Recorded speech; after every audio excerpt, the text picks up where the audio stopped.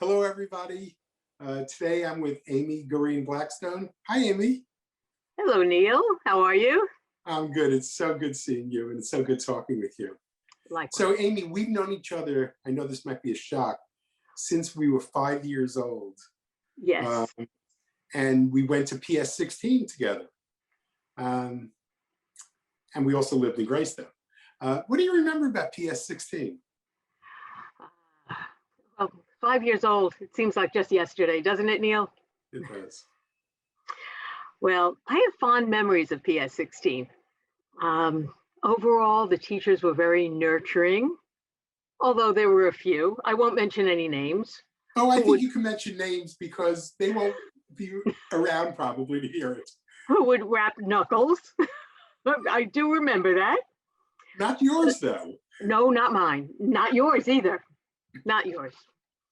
I do have a distinct memory of third grade. Mrs. Polisi. Yes. Sputnik went up. And from then on, we were all doing science projects. I remember it was a moment in time. It was a change of our lives because we all started doing science projects. I also remember being, herded into the auditorium to watch Alan Shepard on this tiny screen way in the front that we couldn't see. It was 30 seconds in space. And I just remember those times. But I also think about that school. There was an auditorium, with seats. There was a separate cafeteria and a gym downstairs. And when I think of my children's elementary schools that were built probably in the 60s, they have one room, the all-purpose room. For an assembly, they would sit on the floor, right? They would change it for gym. They would wipe down everything and put tables out for a cafeteria. So is that progress? I don't know. I don't either. Well, what about high school? What do you remember about high school? Well, I remember being very shy and very studious and very worried about grades. If I could change anything, I would try and change that. But I remember some wonderful teachers. Miss Gentile comes to mind, Vivian Gentile. We had adventures with her. I took French for 4 years. We went into New York City a few times. We went to restaurants and we went to see this French singer, Gilbert Bécaud. And we were swooning. We had a class of girls. I remember not sleeping that night. I was just so excited. We threw flowers at him. And it was just a lasting memory. It was just so exciting. And from there, she really influenced my life. I went on to college, became a French major, spent my junior year in France, and then taught French in Comac, New York, junior high school students. And there was also Mr. Foley. I tell you, he gave us a lot of confidence. He pushed us. He really pushed us to analyze. He gave us confidence. He gave us confidence in our ability. We were putting on Greek tragedy. Whoever thought that we could do that? So that was very, it was moving. It was very lasting, very lasting for me. Well, that sounds so good. I'm so happy to hear that. So, you went to college, you majored in French, and then you started teaching, and then you had to leave pretty quickly. Yes. You went to Des Moines, Iowa with your husband, Andy. Yes. What was that all about, and how was that, and how'd you deal with that? Well, it was hard enough finding a French teaching job in New York at that time. If you recall, there was a Time magazine cover with the college graduate in cap and gown pumping gas. Things weren't much better in Des Moines, Iowa. I was sad to leave teaching, but I viewed it as an adventure. We were young marrieds. It was viewed very positively, but could not find a job there. So I literally pounded the pavement and found a job with an educational publishing company. Actually, it was Meredith publishing out in Des Moines that publishes Better Homes and Gardens, but they had something in New York. So it was a nice transition that I could work in the schools. They were starting this teaching machine program with cassette playback. So you think about it now, how primitive it was, but it was the beginning. It was the beginning of teaching machines, without teachers. Sorry. Well, that was the idea. They were hoping they could not have any teachers and they could just perfect teaching without actual human beings.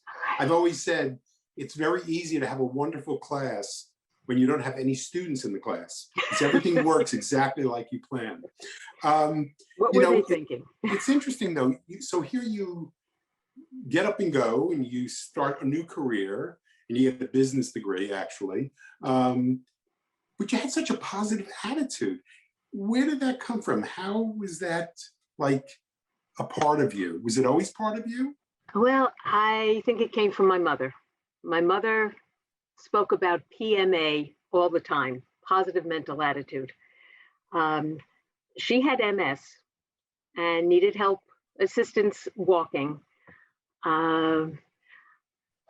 But she was the most positive person I have ever known in my life, and she instilled that feeling of being positive, turning anything that might be construed as negative into something positive.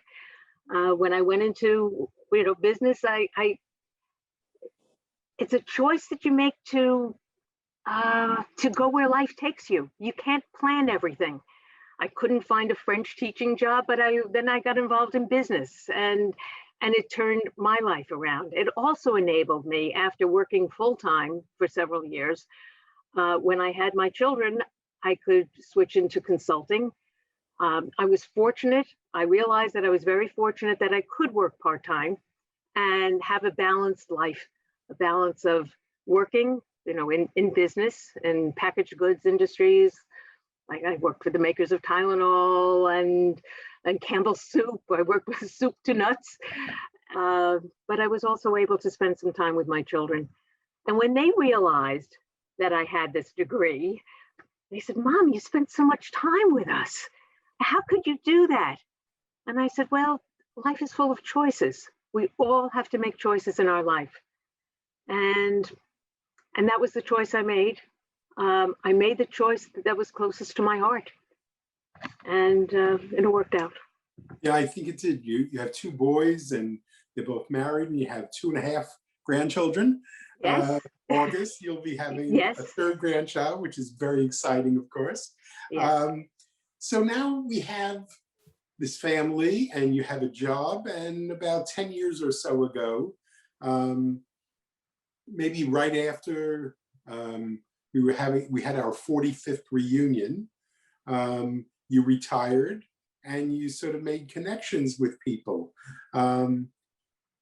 Two things sort of happened. One is that you started to volunteer because you realized you wanted to do stuff that you wanted to do to help people.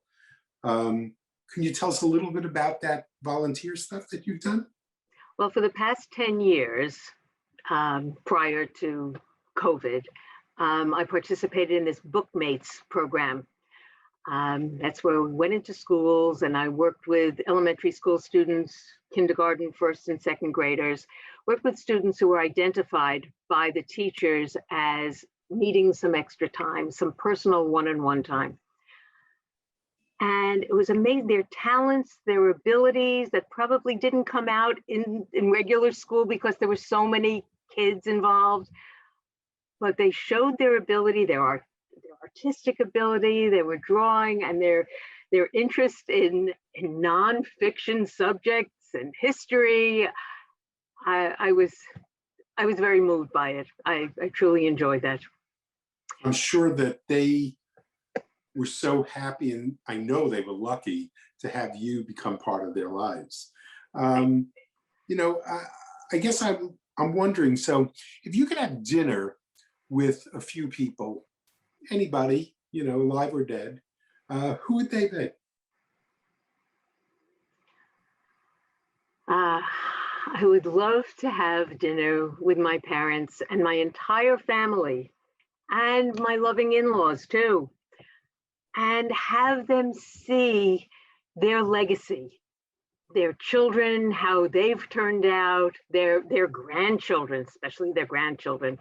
They knew how we turned out, but the grandchildren and their great grandchildren, to see that would give them such joy.